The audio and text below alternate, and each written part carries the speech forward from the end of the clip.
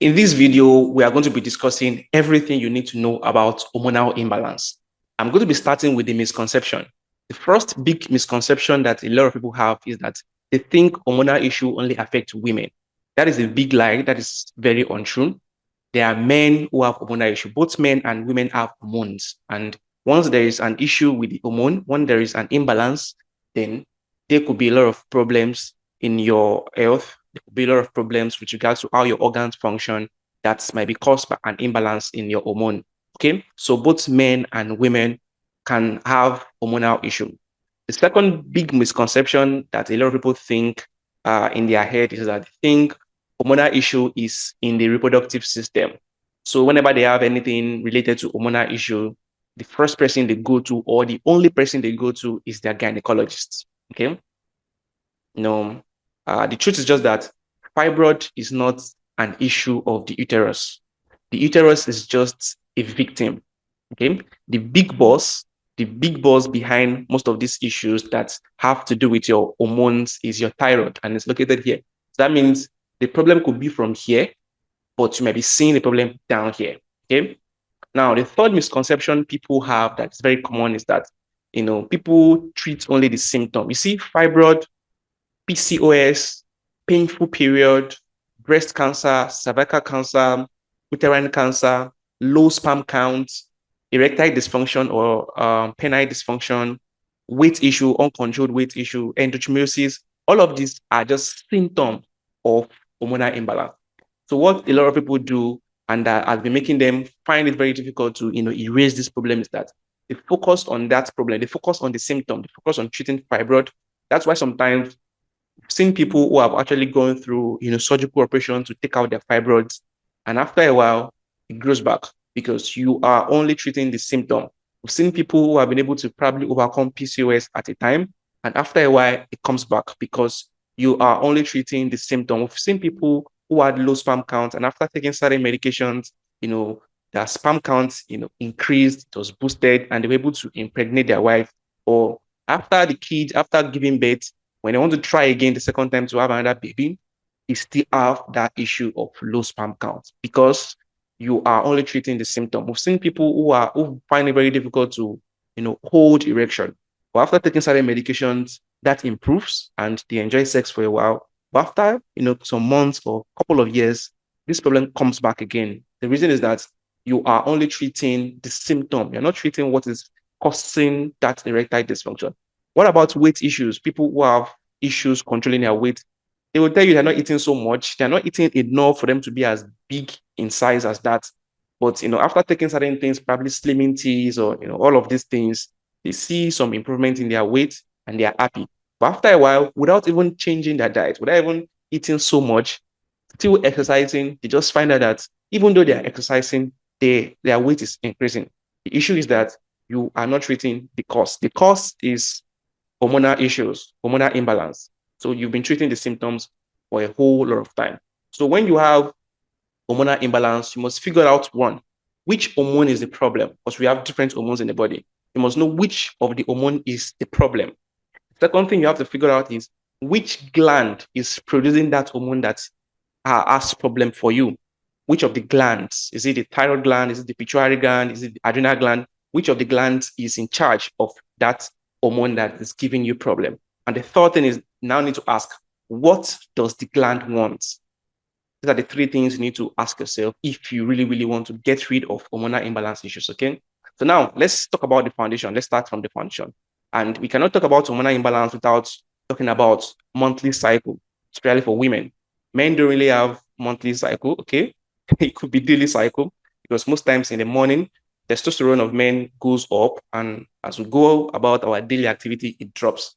So you could call it maybe a daily cycle, but women have monthly cycle. So for reproduction, there are three hormones that we are going to be really, really talking about so much in this discussion. The first one is progesterone. Progesterone is your happy hormone. The second one is estrogen. The estrogen is like a cell proliferator. It makes cells, multiply and increase, and it's the one that gives women shape. So as a lady or a girl starts to grow up, starts to reach puberty, the estrogen level increases. That is what gives her the breast, gives her that figure eight shape, gives her the bum, and all of that. And the third one is testosterone. So progesterone, estrogen, and testosterone. Those are the three hormones we are really going to be focusing so much on. There are more, but we're going to be focusing on those three in this particular session. So talking about the monthly cycle, we have 28 days generally. Okay. Some could be a little bit more, some could be a little bit less. Some people have 26 days monthly cycle, some people have 27 days monthly cycle, some people have 29, but let's just work with the average, 28 days. So this is what happens. I'll just take it, very briefly so that we can understand this. I won't bug you with so much unnecessary information. So on day one, when you start seeing your period, that is your first day of your monthly cycle. That's day one of your monthly cycle. Now, on this day, your progesterone, which is your happy hormone, and your estrogen, which is a cell proliferator, both of them are usually low. Now, let's go to day 7. Day 7 of your monthly cycle. Between day 7 and day 14, the estrogen level begins to rise because there is a reason why this estrogen is rising. It has its function. So the estrogen levels in your body begins to rise, causing one of the reasons why it is rising is that it leads to cell growth, massive cell growth in your uterus lining. It's preparing your uterus, which is your womb. So it leads to massive cell growth in your uterus lining, and massive cell growth in your uterus lining will lead to development of blood nests. Then the second reason why your estrogen level begins to rise between day 7 and day 14 is that it needs to cause massive cell growth in your ovaries. Because when there's a massive cell growth in your ovaries, your egg develops as a woman. The third function, or the third reason why your estrogen level needs to rise between day 7 and day 14 is that this increase in estrogen level increases lubrication in your birth canal. Okay, that's between day 7 and day 14. It happens in you every single month. Then between day 14 and day 26, okay, the egg that has been developed previously bursts off from the ovary and goes into the fallopian tube, expecting fertilization. Okay.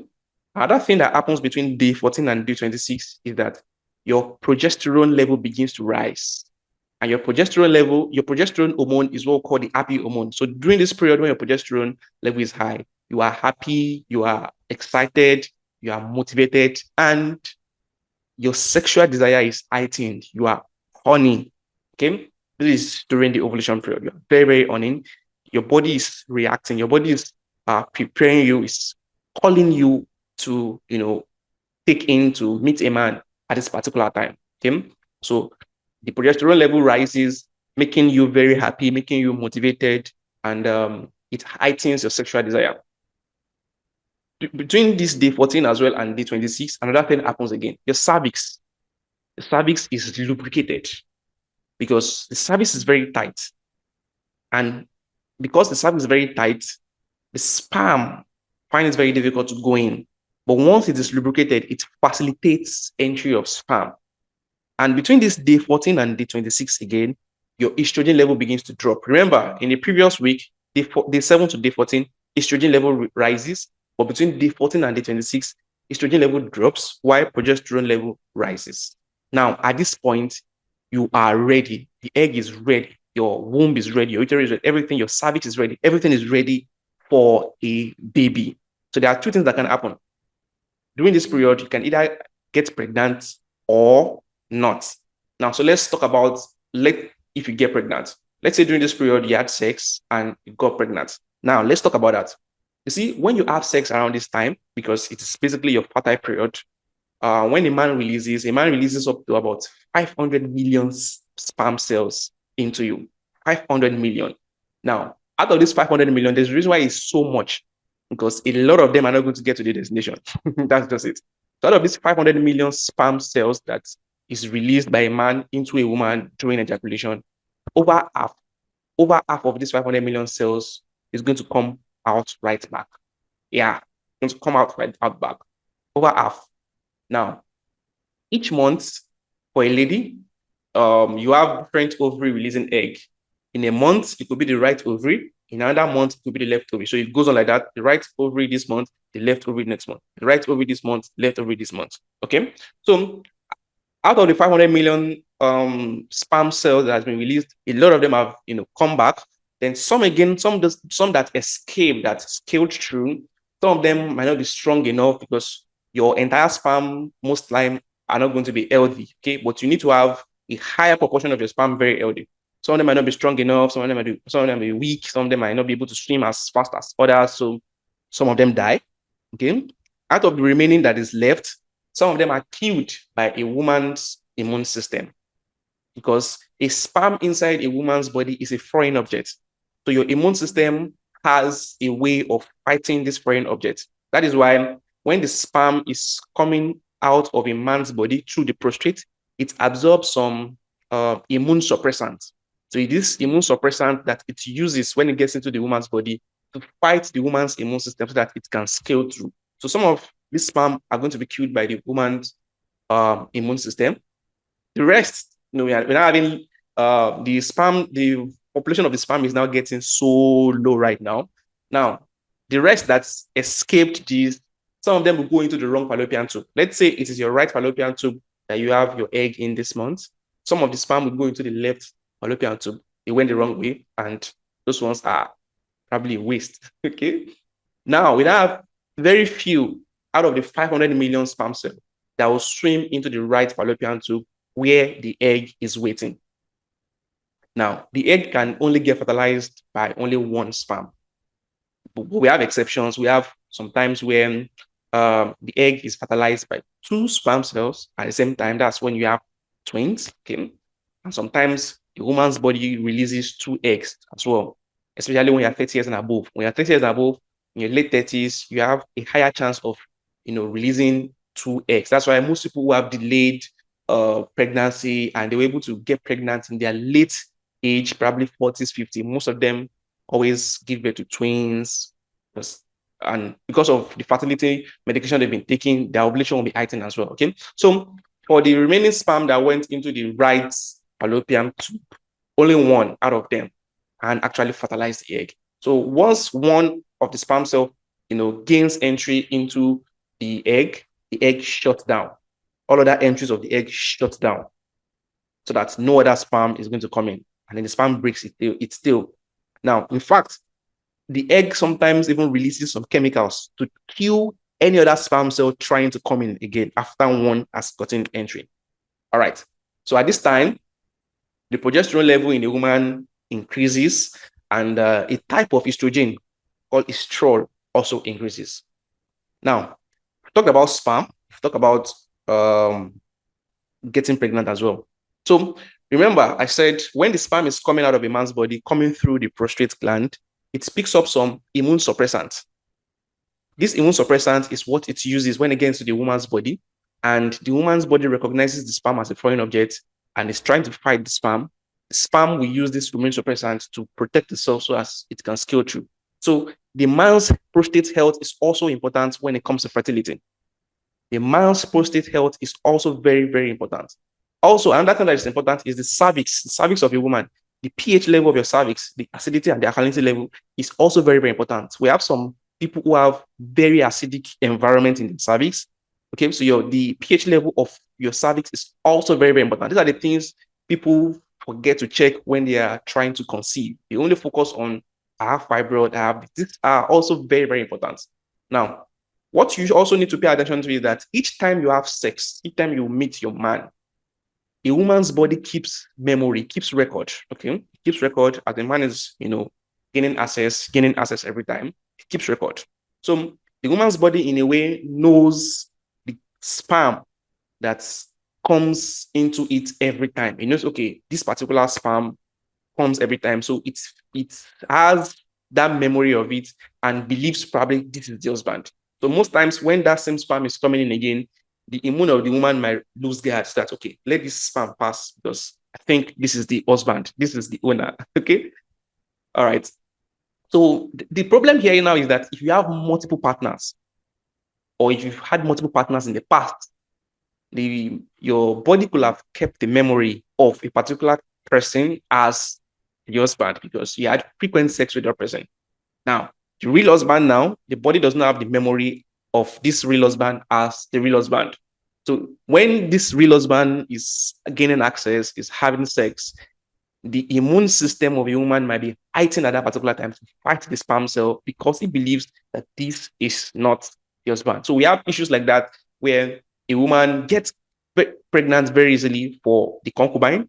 When they have sex, it's very easy for her to get pregnant for a man outside.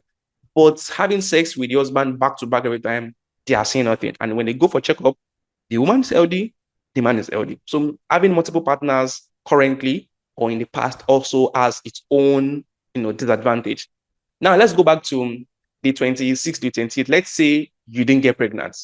You had sex, or you didn't have sex, or you didn't get pregnant, basically. So by between day 26 to day 28, the progesterone level begins to drop. The blood supply to the uterus that was preparing the uterus for a baby also stops. The blood nest that has been prepared by the estrogen in your uterus, ready for a baby, ready to accommodate a baby, comes out as your period, as your menstrual period. And by then, we are back at day 1 of your monthly cycle.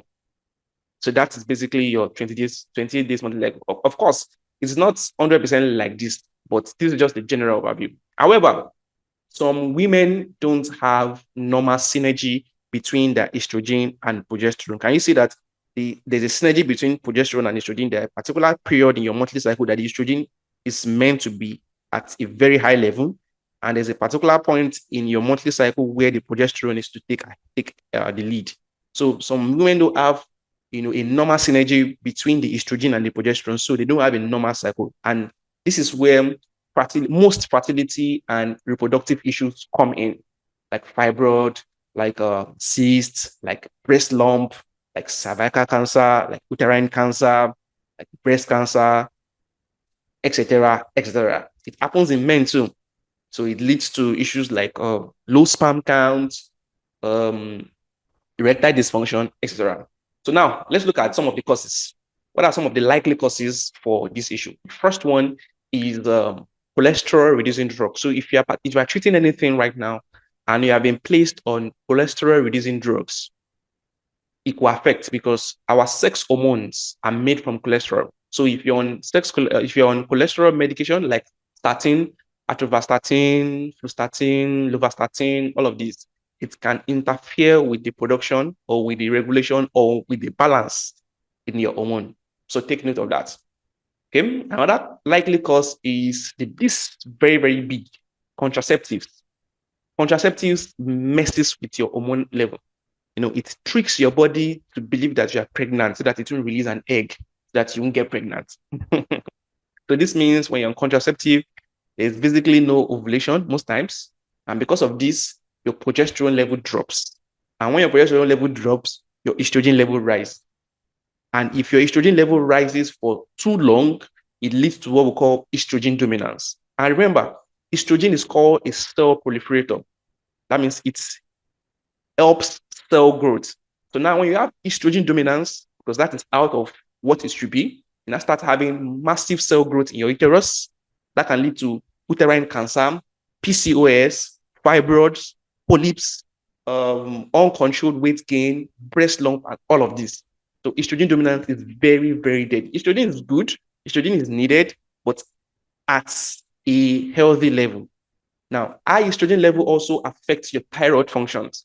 And when your thyroid function is affected, that's when you have hot flashes for women, especially those who are who are done with menstruation, who have reached menopause. Even people who have not reached menopause, you start having hot flashes. Everyone is fine with the temperature in the room, but you are complaining of heat. The AC is on, but you are complaining of heat. Okay, of flashes. You can have, when the thyroid function is also disrupted, you can have high blood pressure, hypertension. So if no matter the drug you take for this, if your hypertension is as a result of issues with your thyroid function, you might not see results. That's why you might be using some medication for a long period of time and you've not actually gotten any results. You might even have insomnia, find it very difficult to sleep. Some people sleep, but once anything wakes them up, that's the end of their sleep. They can't sleep anymore. Some people sleep, but when they wake up in the morning, they don't feel as if they've slept. Their body, they're not refreshed. Okay. And some people find it very difficult to sleep at night. Others are sleeping, they get jealous and envy of others, find it very difficult to sleep. Okay. So this could be as a result of disruption in your thyroid function from high level of estrogen. High level of estrogen also leads to loss of calcium. And when there's loss of calcium, you start having issues like osteoporosis, osteoarthritis.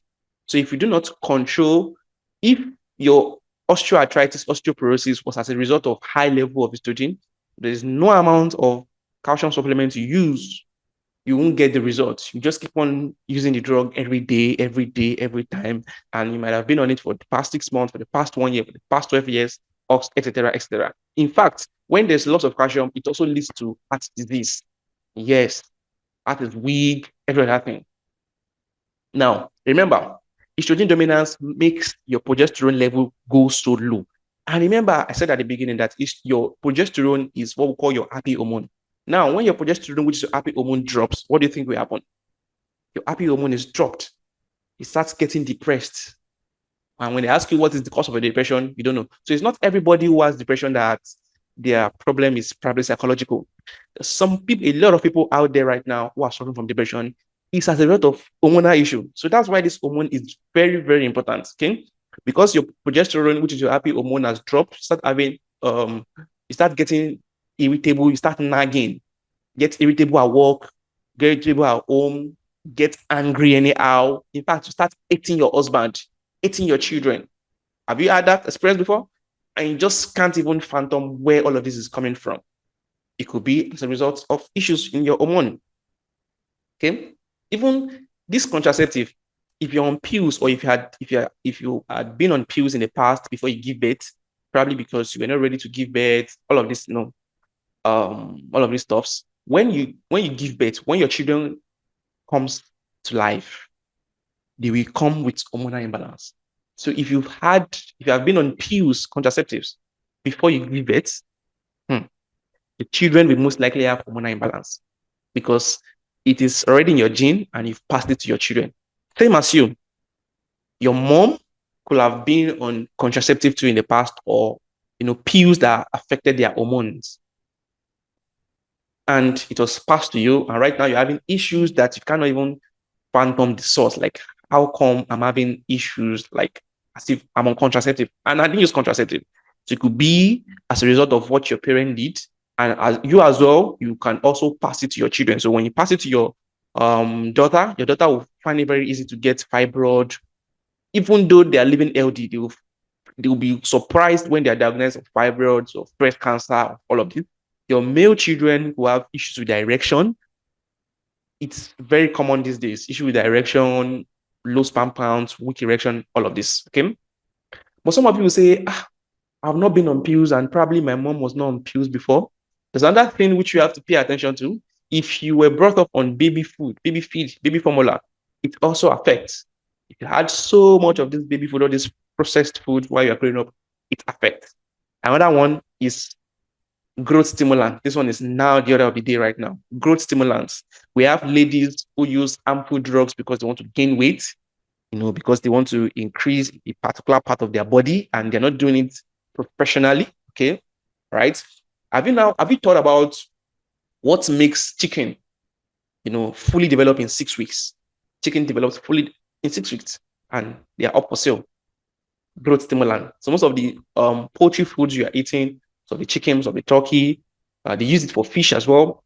They mix it with the fish feed in the fish pond. They use it for cow as well. So it increases it gives them rapid body development very quickly because they want to go and sell. So, and we eat all of these things and it is affecting. They genetically modify these animals to produce more estrogen so that they can grow very quickly. See, these growth stimulants are sometimes these days they are excellently manufactured or excellently applied in such a way that you might not even see it when you test the blood of the animal. You might never find it there. There's a way it's been used that in 5 days' time, there's a way they do it in 10 days' time, in 2 weeks' time. Even if it tests the animal, you won't find it there. And you think you're eating a good animal, you think you're eating organic, not knowing it's the other way. So if it is in the animal, it's also in its product. If it is in the animal, it's going to be in its meat, it's going to be in its milk, and so on, the animal product. Now, going on, still on growth stimulants, you see the sewage, the feces, women who have been on contraceptive, all of these, stuffs, past. This sewage, this feces goes into the sea, into the river, it percolates into the ground, and the fishes eat them. Some of them percolate into the plants we eat, and still eventually comes back to us through our food. But if you say, I don't eat meat, I don't eat fish, I'm a vegetarian, there are growth stimulants in plants too. The one that goes through our sewage into the plant that we eat, or the one that is intentionally sprayed on the plant. Okay? Or the one that is intentionally added while the foods are being processed, like preservatives, they disrupt your hormone. Coloring in our food, they add coloring, not even in processed food anymore alone. They add coloring to palm oil. Okay? Dye, there are foods that have dye, flavor enhancers that are harmful. All of this in processed foods. All right. So where else can we get this issue from? Plastics. Plastics. See, plastics, most plastics, especially plastics with BPA, some plastic are okay for now. Why there are some that are not okay for now? Okay. Those ones that are not okay, they disrupt our hormone. And if you look around you right now, as I said right now, look around you, I can guarantee you that more than half of the material used for the things around you are meant with plastic. Your computer, your phone, your table, your chair, this, blah, blah, blah. Most of the things around us, plastic, plastic, plastic. If you check your kitchen, most of the equipment or whatever, kitchen utensils, plastic, plastic, plastic, plastic, plastic. So this is what you can do. Whenever you can go into your kitchen once you are done with this session and check the plastics that you use for food that you consume. Check the bottom. There is always a sign at the bottom. The sign is always like a caution sign, like a triangle. And inside that triangle, you write a number. If you have number one, number two, number three, number four, number five, number six, 1 to 6 at the bottom of the plastic, it is still safe. But that does not mean you should eat hot food in those plastic. If you're having plastic that you eat from and they're getting scratched, you need to throw them away. By time you throw them away. So number 1 to number 6 is still safe. Number 7, there's a problem.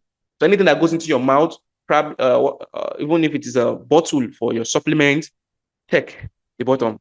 It should be between number 1 to number 6. Where else do we get plastics from? Our clothes. Okay, the clothes we wear, our underwears, women, bra, sportswear, gym wear, swimwear. Some of these are made from plastic fibers. Some of them are made from polyester. So it's better you get wears made from cotton instead, bras made from cotton instead. Going on, apart from plastic, we also get some of this hormone disruptor from our cosmetics. This is very big these days. Our cosmetics, some cosmetics are made from acrylic. We have acrylic nail paint issue. Then there's another big one right now, which is called phthalate. Phthalate is in most fragrances, cologne, perfume, air fresheners, laundry detergents, all of this, most of the fragrances. So anything that improves the fragrance in your environment or on your body, most of them, they add fragrance to soap and all of this. So most of these contain phthalates and it reduces men's sperm count. Yeah.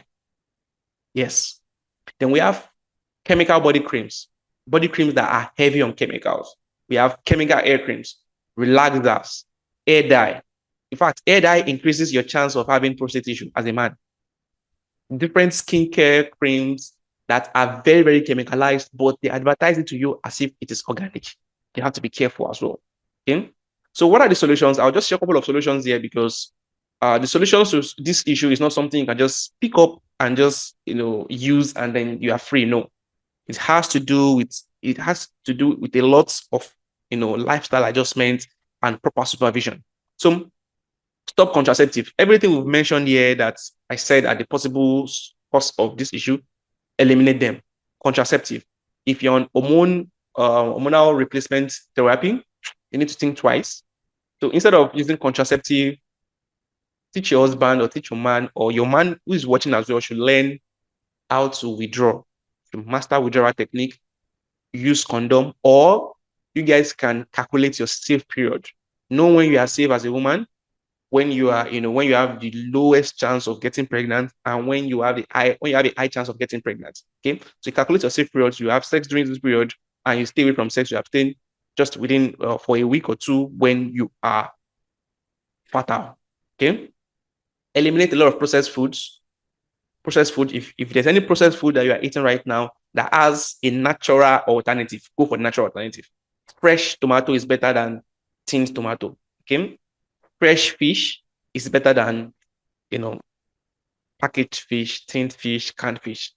Fresh bean is better than canned beans. Okay. If you have any food that has a fresh alternative, it's better you go for the fresh alternative. Stay away, especially if you've already had issues, stay away from meat consumption at this moment. And what comes out of meat, milk as well. Milk, yeah, if you're already having symptoms of fibroid and still taking milk, then you might be joking. If you're having issues with your prostate and you're still taking milk for now, you might be joking. You find it very hard. Okay? There is no drug that will treat you perfectly without you needing to adjust your lifestyle. Yeah. Okay. Then eliminate plastic as much as possible. Go to your kitchen right now. Start eliminating. Instead of plastics, you can opt in for stainless steel. And for those of you who use microwave, for now, I think you need to know that you have to stay away from that for now. Yeah. So you can replace your plastics with stainless steel, with ceramic plates, with anything other than plastic. Now, one gift that God has given us is our liver. Our liver has the ability to help us detoxify this excess estrogen out of the body. But there are certain steps you need to take. I'll be sharing how to go about that at the end of this session. Now, there's something we call CMOS, SEAMOSS. It also helps to balance the hormone. So you can check out, you can search for that and add it to whatever you have right now. Then exercise daily. Daily exercise helps to activate your lymphatic system. Probably in another video, we'll be talking about lymphatic system, which is very, very essential, especially if you are down right now and you've been on drugs for a while and you're looking for a way out. Okay. So exercising daily helps you to activate your lymphatic system. And this lymphatic system will help you eliminate excess all this estrogen out of the body, both men and women. Okay. Now, I would like you to go to the link below this video right now. I'll be adding that link into the description box.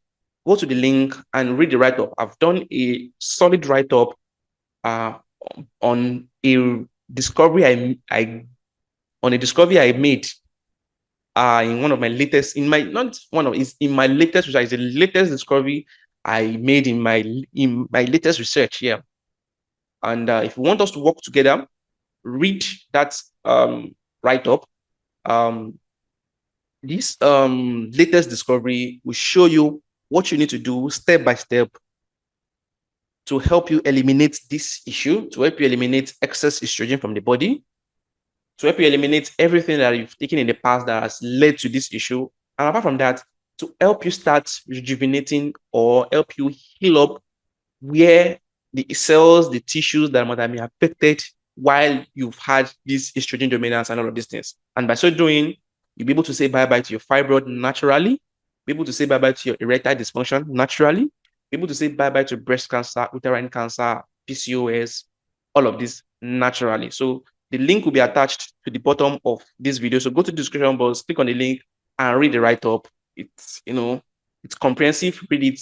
And then at the bottom again, you can also see how, if you want us to work together to help you eliminate issues that are as a result of hormonal issues like high blood pressure, even diabetes. Diabetes is as a result of insulin issue. Insulin is one of the hormones, glucagon and all of these. So most of this problem that you are facing right now comes from hormones. And nobody's treating your hormone. Nobody's telling you this. The doctors are not telling you this. You're just being loaded with drugs upon drugs upon drugs upon drugs upon drugs. Okay. So click on that link, reach the comprehensive discovery, and then you see how we can work together. Okay. You see how we can work together to help you reverse some of these issues naturally. I hope you found value in this. I hope some of the things I've shared here will help you shed light to what you need to know. So it's not just for you to be scared. You don't need to be scared. Information is the key. Now with this information, you know exactly what to do right now. You know where to go. Okay. So I'll see you on the other one.